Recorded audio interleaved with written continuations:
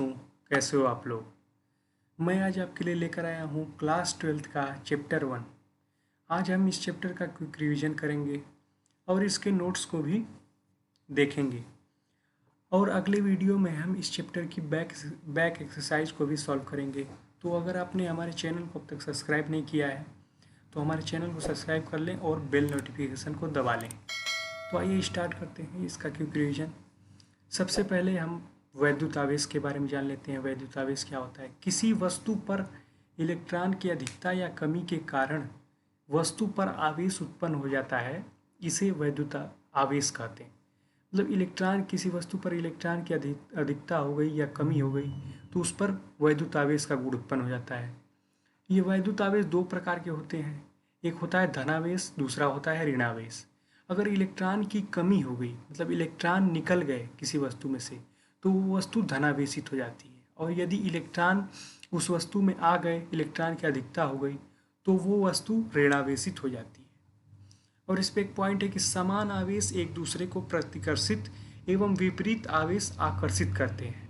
अर्थात जैसे दो धनावेश हैं तो वो एक दूसरे को प्रतिकर्षित करेंगे, और दो ऋणावेश है तो वो भी एक दूसरे को प्रतिकर्षित करेंगे, क्योंकि दोनों समान है। और अगर विपरीत हैं, एक धनावेश एक ऋणावेश है, तो दोनों एक दूसरे को आकर्षित करेंगे।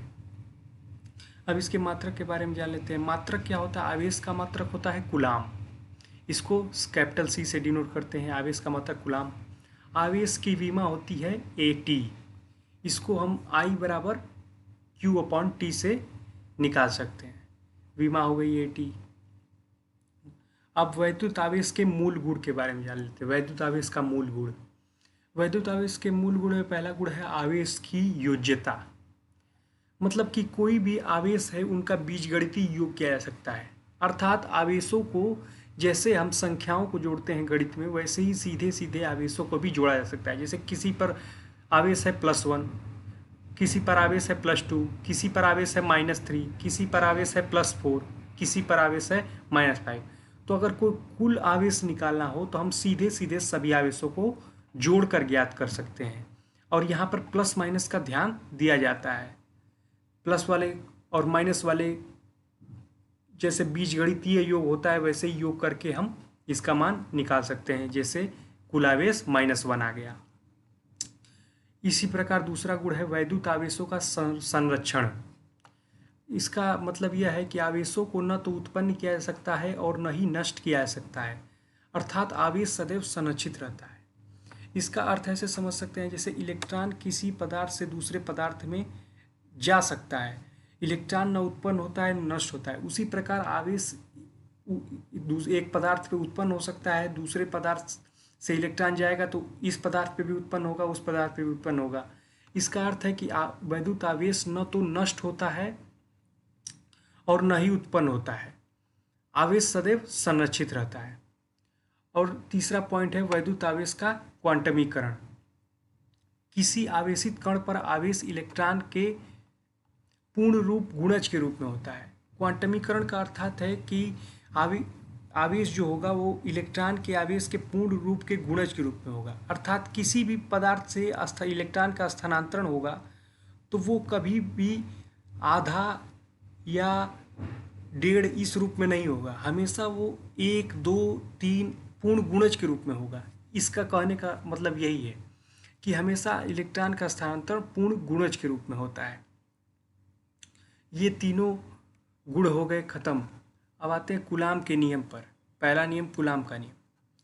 दो स्थिर बिंदुओं के बीच लगने वाला आकर्षण बल उन आवेशों के परिमाणों के गुणनफल के अनुक्रमानुपाती और उनके बीच की दूरी के वर्ग के व्युत्क्रमानुपाती होता है।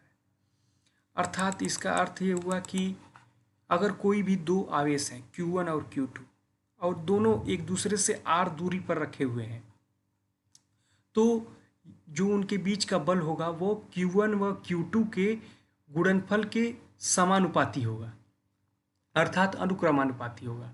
और जो उनके बीच की दूरी है उसके वर्ग के व्युत्क्रमानुपाती होगा। ये कूलाम का नियम से ये दोनों स्टेटमेंट बनते हैं। अब इन दोनों को एक साथ लिख दिया जाए तो F proportional to Q1 Q2 by r² हो गया। और इसमें जब अनुक्रमानुपाती नियतांक हटता है तो एक नियतांक आ जाता है तो ये इस रूप में यह बराबर के Q1 Q2 upon are square के रूप में एक हमें कूलाम के नियम का फार्मूला मिल गया, जहाँ पर के का मान होता है 1/4 पाई एप्सिलॉन नॉट और के होती है वायु निर्वात के लिए 9×10⁹ न्यूटन मीटर स्क्वायर पर कूलाम स्क्वायर। और ये जो के फार्मूले में ये आ रहा है एप्सिलॉन नॉट होता है निर्वात की वैद्युतशीलता। एप्सिलॉन नॉट का मान होता है 8.85×10⁻12 coulomb square newton inverse meter की पावर -2। एप्सिलॉन नॉट की विमीय मात्रक भी पूछ लिया जाता है तो इसका विमीय m-1l-3t4a² होता है। ये फार्मूला समझ में आ गया। अब हम दो आवेशों के बीच में बल देख लिए, अब हम बहुल आवेशों के बीच में बल देख लेते हैं। जैसे कई आवेश हो तब क्या होगा, किसी बिंदु आवेश पर अन्य सभी आवेशों के कारण लगने वाला परिणामी बल प्रत्येक आवेश द्वारा लगने वाले बलों का सदिश योग होता है। अर्थात जब कोई दो आवेश है तब उस पर उनके बीच की दूरी की जो रेखा है उसी के अनुसार बल लग रहा है। तो यहाँ पर कई आवेश रख दिए तो यहाँ पर एक Q0 आवेश रखा है, ये Q1 Q2 Q3, तो Q1 आवेश इस Q0 पे इस दिशा में बल लगाएगा, Q2 आवेश Q0 पे इस दिशा में बल लगाएगा, Q3 आवेश Q0 पे इस दिशा में बल लगाएगा। अब तीनों आवेश बल लगा लिए, अब इस Q0 पे कुल बल कैसे निकालेंगे, तो ये जो सदिश हैं इन तीनों सदिशों का सदिश योग करेंगे तो हम Q0 पे कुल बल निकाल लेंगे। जैसे F सदिश बराबर F1 सदिश प्लस F2 सदिश प्लस F3 सदिश। यही कहने का मतलब है कि तीनों सदिशों का सदिश योग करने पर इस Q0 पर कुल बल निकल जाएगा। अब आगे देखते हैं विद्युत क्षेत्र। विद्युत क्षेत्र क्या होता है, किसी आवेश के चारों ओर का वह क्षेत्र जिसमें किसी अन्य आवेश को लाने पर वह बल का अनुभव करता है उसे विद्युत क्षेत्र कहते हैं। अर्थात अगर कोई आवेश है तो उसके चारों ओर का वह क्षेत्र जिसमें अगर हम किसी अन्य आवेश को लाते हैं तो अन्य आवेश उस पर बल का अनुभव करता है। जैसे कूलाम के नियम में हम अभी पढ़े कि बल लगता है तो जितने क्षेत्र में वो बल लगे उसी क्षेत्र को विद्युत क्षेत्र कहते हैं। इसका फार्मूला हो गया E बराबर F/Q0। इसका मात्रक हो गया न्यूटन पर कूलाम। विमीय मात्रक भी आप देख सकते हैं mL/T⁻³ A⁻⁻1। अब F का मान तो हमें पहले ही कूलाम के नियम से पता ही है। अब E के इस फार्मूले में F का मान रख देते हैं। F का मान रख देंगे तो क्या आएगा, ये Q0 से ये नीचे वाला Q0 कट जाएगा तो आ गया 1/4πε0 Q बराबर Q/r²। इसको हम इस चीज़ को K लिख सकते हैं तो E बराबर KQ/r²। ये इंपॉर्टेंट फार्मूला है, ये बहुत जगह यूज होता है, ये भी यूज होता है। तो ये इसी फार्मूले से हमने ये फार्मूला डिराइव हो गया। ये जो मैंने समझाया वही है। विद्युत क्षेत्र रेखाओं के बारे में हम जानते हैं। विद्युत क्षेत्र रेखाएं क्या होती हैं, किसी विद्युत क्षेत्र के अंदर खींचा गया वह काल्पनिक वक्र जो प्रत्येक बिंदु पर विद्युत क्षेत्र की दिशा को प्रदर्शित करता है, विद्युत क्षेत्र रेखाएं कहलाती हैं। मतलब कि जैसे विद्युत क्षेत्र है, अभी पहले पढ़े, तो वो अगर धनावेश है तो उसके चारों ओर एक विद्युत क्षेत्र होगा। तो विद्युत क्षेत्र के अंदर ऐसी काल्पनिक रेखाएं खींच दी गई जो उस विद्युत क्षेत्र की उस बिंदु पर दिशा का निर्धारण कर रही हैं, उसे विद्युत क्षेत्र रेखाएं कहते हैं। धनावेश से ये विद्युत क्षेत्र रेखाएं हमेशा बाहर की ओर जाती हैं और ऋणावेश से ये विद्युत क्षेत्र रेखाएं हमेशा अंदर की ओर आती हैं। ये विद्युत क्षेत्र रेखाएं उस बिंदु पर विद्युत क्षेत्र की दिशा को बताती हैं। अगर धनावेश और ऋणावेश है तो धनावेश से निकल के ऋणावेश में विद्युत क्षेत्र रेखाएं जाएंगी, तो ये अपने बिंदु पर विद्युत क्षेत्र की दिशा का निर्धारण करेंगी। अब विद्युत क्षेत्र रेखाएं के गुण को देख लेते हैं। विद्युत क्षेत्र रेखाएं एक दूसरे को कभी काटती नहीं है। विद्युत क्षेत्र रेखाएं एक दूसरे को कभी काट नहीं सकती हैं, क्योंकि अगर विद्युत क्षेत्र रेखाएं एक दूसरे को काटेंगी तो एक ही बिंदु पर विद्युत क्षेत्र की दो दिशा हो जाएगी, जो कि कभी संभव नहीं है। विद्युत क्षेत्र की एक बिंदु पर एक ही दिशा हो सकती है, इसलिए वे एक दूसरे को कभी काटती नहीं है। वैद्युत क्षेत्र रेखाएं के किसी भी बिंदु पर खींची गई स्पर्श रेखा उस बिंदु पर विद्युत क्षेत्र की दिशा बताती है। जैसे विद्युत क्षेत्र, किसी भी विद्युत क्षेत्र रेखा पर एक स्पर्श रेखा खींच दी है तो स्पर्श रेखा की जो दिशा होगी उस बिंदु पर विद्युत क्षेत्र की वही दिशा होगी। तीसरा, वैद्युत क्षेत्र रेखाओं का पास पास होना प्रबल वैद्युत क्षेत्र एवं दूर दूर होना दुर्बल वैद्युत क्षेत्र दर्शाता है। इसका अर्थ है कि ये धनावेश के पास जो है ये यहाँ पर पास पास विद्युत रेखाएं और ये बीच में देखेंगे तो यहाँ बहुत दूर दूर विद्युत रेखाएं हैं। तो जहाँ इतनी सघन है वहाँ विद्युत क्षेत्र प्रबल है, जहाँ इतनी विरल है वहाँ विद्युत क्षेत्र दुर्बल है। ये स्टेटमेंट का मतलब ये है। अब आगे चलते हैं। वैद्युत फ्लक्स। वैद्युत फ्लक्स क्या होता है? किसी विद्युत क्षेत्र में किसी काल्पनिक पृष्ठ पर वैद्युत फ्लक्स उस पृष्ठ से गुजरने वाली वैद्युत बल रेखाओं की संख्या की माप होती है। जैसे अगर कोई काल्पनिक पृष्ठ है, ये पृष्ठ है काल्पनिक, और ये वैद्युत क्षेत्र में रखा हुआ है, तो उस पृष्ठ से जितनी भी वैद्युत क्षेत्र रेखाएं गुजरेंगी उस वैद्युत क्षेत्र रेखाओं की माप को ही हम वैद्युत फ्लक्स कहते हैं। अब इसको वैद्युत फ्लक्स को दर्शाते हैं फाई से। अब इसको निकालते कैसे? इसका फार्मूला आता है फाई बराबर ई ए कोस थीटा। अब ई जो होता है जिस वैद्युत क्षेत्र में वो रखा हुआ है, ए क्या होता है? ये जो काल्पनिक पृष्ठ का क्षेत्रफल है, और थीटा क्या होता है? जो ये क्षेत्रफल सदिश है, जो क्षेत्रफल के लंबवत जो क्षेत्रफल सदिश है और जो विद्युत क्षेत्र रेखाएं जा रही हैं, इन दोनों के बीच के कोण को थीटा कहते हैं। यही थीटा यहाँ पे उपयोग में आता है। तो फाई बराबर ई ए कोस थीटा इसका फार्मूला हो गया। फाई का विमीय मात्रक भी हो जाएगा M L cube T minus 3 A minus 1। ये हो गया वैद्युत फ्लक्स। अब आते हैं वैद्युत द्विध्रुव पर। वैद्युत द्विध्रुव क्या होता है? परिमाण में समान एवं विजातीय बिंदु आवेशों Q तथा माइनस Q का कोई युगल जिसके बीच पृथक्करण 2a है वैद्युत द्विध्रुव कहलाता है। अर्थात अगर कोई एक Q आवेश और समान परिमाण का लेकिन ऋणावेश माइनस Q, अगर दोनों को कोई छोटी दूरी अर्थात 2a मान सकते हैं, इतनी दूरी पर रख दिया जाए तो ये पूरी जो सिस्टम है ये द्विध्रुव कहलाता है। और द्विध्रुव का द्विध्रुव आघूर्ण भी होता है जिसको P से दर्शाते हैं। अब द्विध्रुव आघूर्ण होता है Q इंटू 2a, जो आवेश है एक आवेश और उनके बीच की दूरी का गुणनफल, यही द्विध्रुव आघूर्ण होता है। अब वैद्युत द्विध्रुव के कारण विद्युत क्षेत्र कितना होता है? जैसे एक आवेश के कारण विद्युत क्षेत्र होता है, वैसे ही यहाँ पर दो आवेश है तो इसके कारण भी कोई विद्युत क्षेत्र होगा। तो उसके बारे में जान लेते हैं। वैद्युत द्विध्रुव के कारण वैद्युत क्षेत्र। अगर वैद्युत द्विध्रुव ऐसे रखा हुआ है और इसके अच्छी स्थिति मतलब इसके अक्ष पर ही जाकर कोई बिंदु लेते हैं, और यहाँ पर अगर हमें विद्युत क्षेत्र ज्ञात करना है, मान लीजिए बिंदु P है और ये वैद्युत द्विध्रुव के केंद्र से r दूरी पर रखा हुआ है, तो यहाँ पर वैद्युत क्षेत्र क्या होगा? E is equal to K into 2p by R cube होगा। ये यहाँ पर विद्युत क्षेत्र होगा। इसका पूरा डेरिवेशन एनसीईआरटी में दिया हुआ है, आप चाहे तो वहाँ से देख सकते हैं। मैंने डायरेक्ट फार्मूला लिखा हुआ है। P बराबर Q इंटू 2a, ये P ऊपर से आप P का मान रख सकते हैं और K का मान तो हमें पता ही है। तो ये अच्छी स्थिति पर हो गया। अगर द्विध्रुव के ठीक ऊपर रखा हुआ है कोई बिंदु, मान लीजिए द्विध्रुव के ठीक ऊपर P बिंदु, अब यहाँ पर क्या होगा विद्युत क्षेत्र?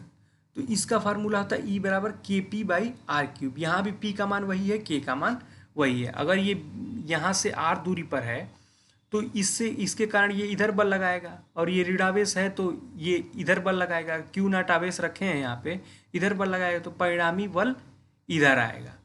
तो बल है तो विद्युत क्षेत्र कैसे निकाल सकते हैं? E बराबर F अपान Q से।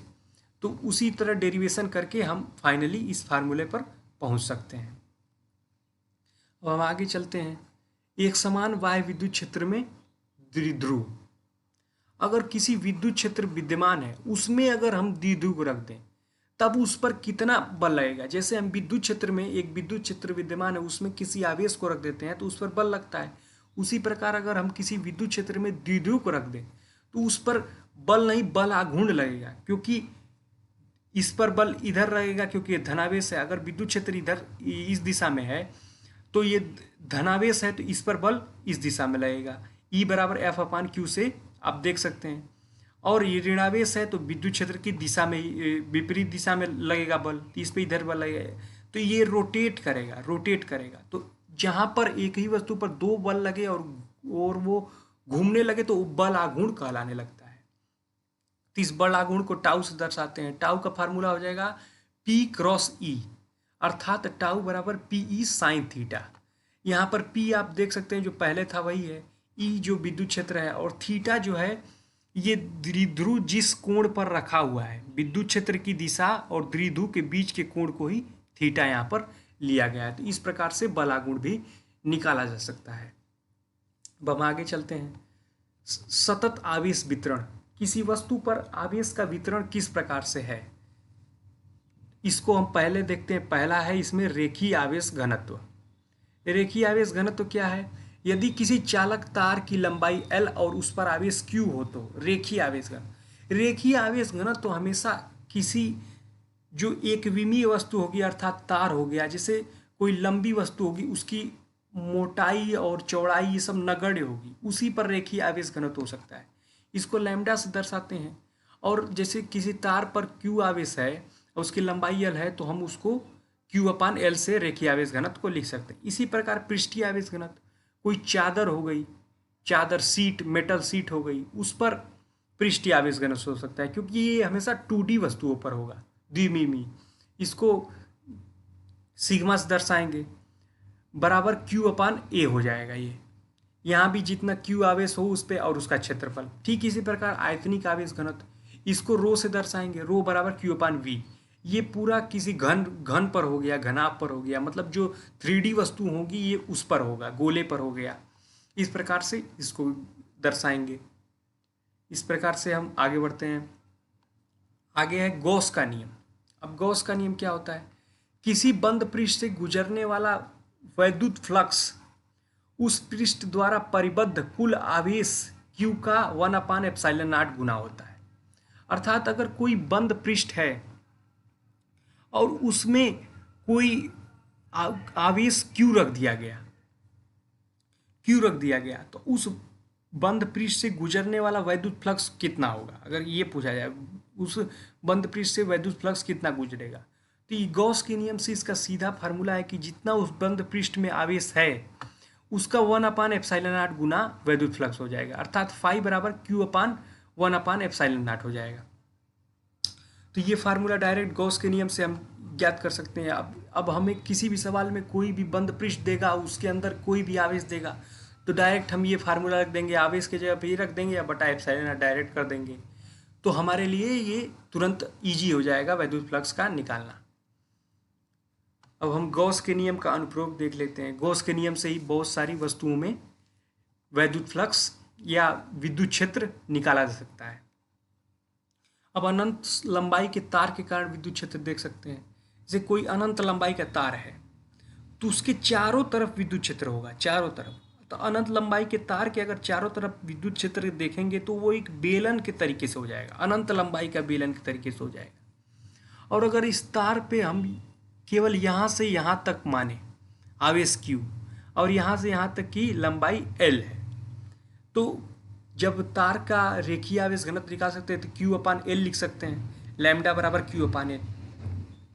और किसी r दूरी पर ही हमें विद्युत क्षेत्र देखना है, कोई P बिंदु है r दूरी पर, तो वहाँ विद्युत क्षेत्र निकालना है, तो इसका फार्मूला हो जाएगा E/K × 2 λ/r। K का मान हमें मालूम ही है, r दूरी पर निकालना है और लैम्डा जो है वो हमने Q/L से निकाल लिया है। तो ये हो जाएगा अनंत लंबाई के सीधे तार के कारण वैद्युत क्षेत्र। अब आगे देखते हैं अनंत लंबाई के समतल चादर के कारण विद्युत क्षेत्र। जैसे हमने तार के कारण निकाला वैसे ही हम समतल चादर के कारण निकाल सकते हैं। चादर को भी मान लेंगे छोटा पार्ट। अब इस पे ये सिग्मा जो पृष्ठीय आवेश घनत्व होता है, अगर इस पर इतने पर आवेश Q है और क्षेत्रफल A है तो सिग्मा बराबर Q/A हो जाएगा। अब यहाँ पर E का फार्मूला हो जाएगा सिग्मा बटा 2ε0। अब सिग्मा हमें मालूम ही है, वो रख सकते हैं, तो डायरेक्ट हमें अनंत समतल चादर के कारण विद्युत क्षेत्र निकल जाएगा। इन सब चीज़ों का डेरिवेशन एनसीईआरटी में दिया हुआ है, आप वहाँ से चाहे तो डेरिवेशन को रेफर कर सकते हैं।